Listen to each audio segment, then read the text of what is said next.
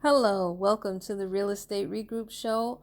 I am your host, LJ Walker, a real estate investor helping you realize your dream of owning a home or investing in one. Today's show, I'm going to be speaking about cancer and housing.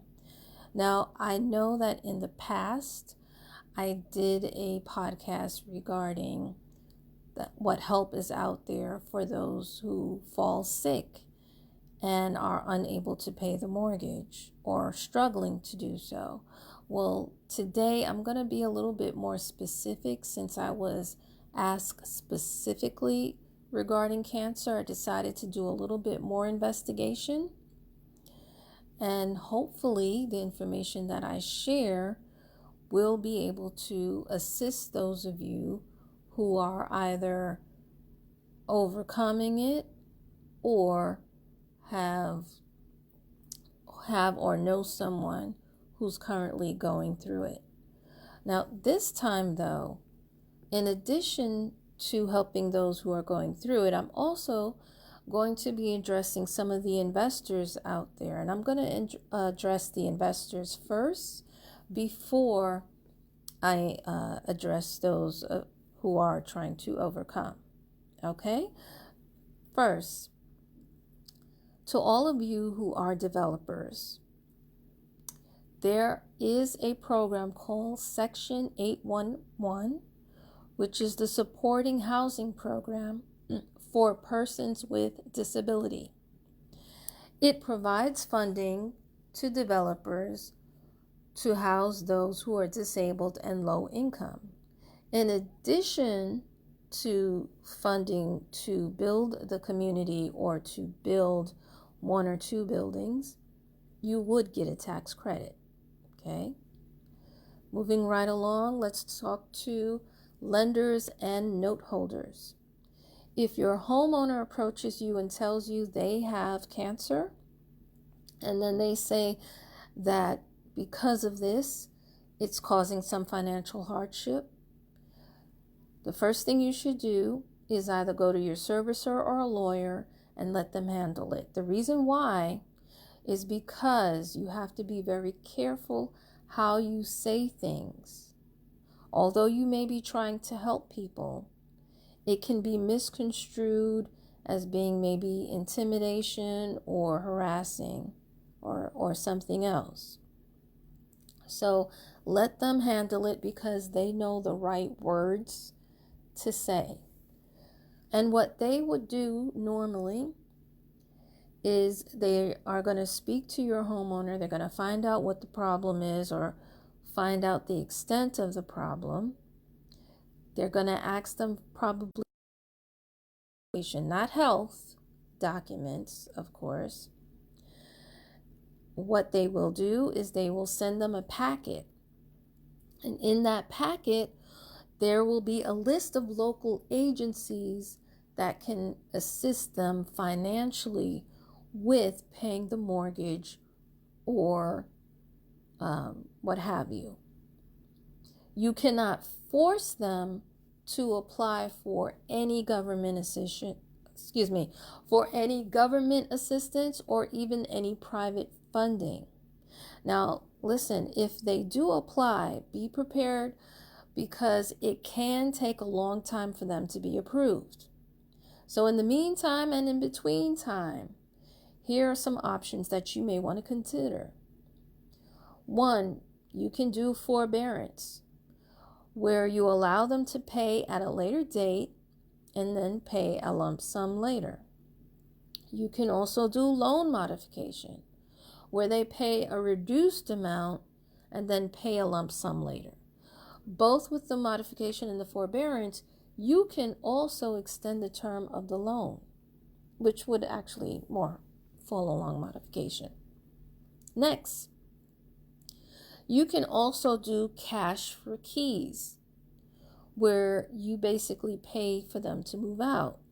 Because see, the other option would be foreclosure. And many of us know, especially if it's in an area where it's a liberal judicial state, foreclosure can take a long time. It can be costly. Many judges, if they know that the person has cancer, they're not going to be too inclined to do so readily anyway. So your other options are actually better. Next, investors that I want to address are landlords. Now, landlords, you are not obliged to do anything at all, as far as I can see, legally. Double check with your lawyers, but I haven't seen any legislation that says that you have to give them any kind of assistance or point them in the direction of getting any kind of assistance. However, again, if your property is in a judicial state, eviction is going to take a long time, especially now that there's some laws coming down the pike where that says that even if you win an eviction, you can't put the person out readily, immediately. You have to wait for that person to find a place to stay. And then they'll come and get their stuff and move out. So you gotta be really, really, really careful. That's why it may be a good idea to learn what programs are available in your state to help people who are sick, disabled, and have cancer. Now I'm going to address those of you who are trying to overcome cancer. You're currently in the battle. One main website that you should bookmark is http://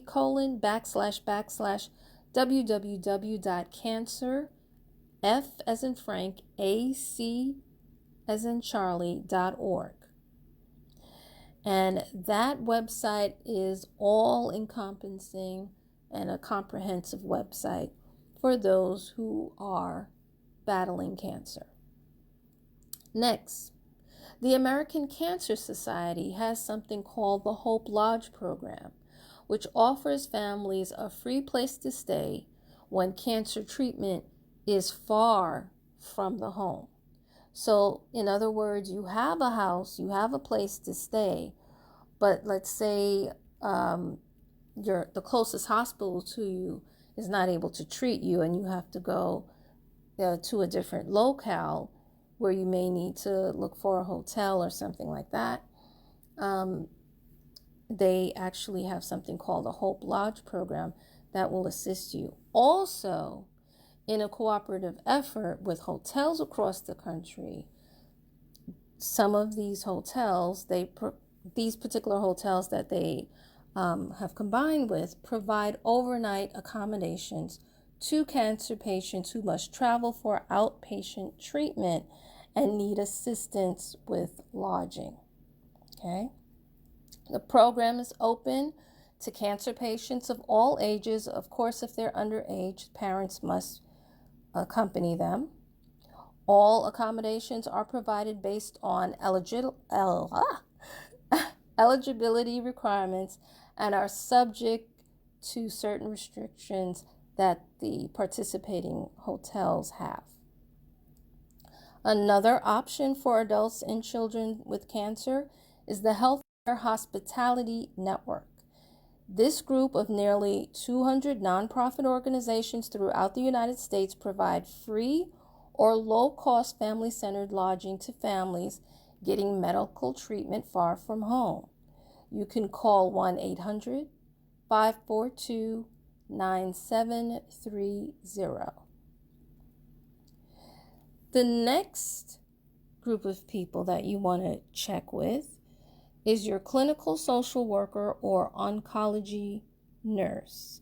They may have ideas for low-cost housing during hospital or clinical treatment. If they don't, listen, don't be afraid to go to another hospital or go somewhere else that will be more accommodating. Other nonprofit organizations that you may want to contact is United Way. They have a database. It's not online, so you have to physically go there. Catholic Charities, again, a lot of their programs are not online. You have to physically go there. and HPF, which is a nonprofit organization that also offers counseling. Another website that you want to bookmark is cancer.net. They provide access to several financial assistance programs that are out there, which includes the Cancer Financial Assistance Coalition and CancerCare. By the way, this is free. You don't pay. The other one that's free is the W2 Foundation for Financial Planning and Green Path Financial Wellness, which not only helps you with your finances, but also focuses on helping you keep your home. Very important. The other thing that you can do is look to see if you have any financial clinics or empowerment zones in your city or nearby town. See if they can help you when it comes to staying in your home. Another website that everybody, whether they have cancer or not, they should bookmark this, and that is http://www.needhelppayingbills.com. It is broken up into several different areas. You can go into disability and then go into your state and then go to mortgage, or you can just go straight to mortgage and then go to your state and your city and see what is available to help you when it comes to paying your mortgage. You can also go to utilities and it'll tell you what's available to you to cut back on your utilities or to help, what government programs are out there and private programs that are out there to help you pay your utilities as well. Next, you have the Angel Foundation, which gives grants to people who have cancer. And those grants are to help you pay for things around the house, help you pay your mortgage, help you pay your bills. You also have the National Energy Assistance that also will help you. And then, lastly, when it comes to funding, you have the Hardest Hit Funds. This helps people with paying their mortgage and transitioning to a more affordable place. Normally, wherever you choose, you have to agree that you're going to be there anywhere from 6 months to 15 years. It really varies. It depends on the city and the state that you're located in. When you get a form, make sure you fill out everything. Don't leave anything blank. Type NA or for not available or not applicable or 0. Okay? And please note that these can take a while to get approved. The next thing you want to do is look into, for those of you who have means and you're not necessarily struggling financially, you want to look into getting critical injury and mortgage protection insurance. This way, especially if you have young children, heaven forbid that you die before you paying your mortgage, you have this insurance that will take care of your family. Okay? Next, of course, you want to speak to your benefits administrator on your job to see how the current health insurance that you do have can assist you. If you have FSA, flexible spending account, please realize that you can use that for home modification. Okay. Next, the other person that you need to speak to is your accountant. Your accountant will tell you whether or not your state will give you tax credits, because there is a tax credit in some states for those of you who have cancer, but you're not going to get it if you don't tell your accountant. Next, speak with your lender.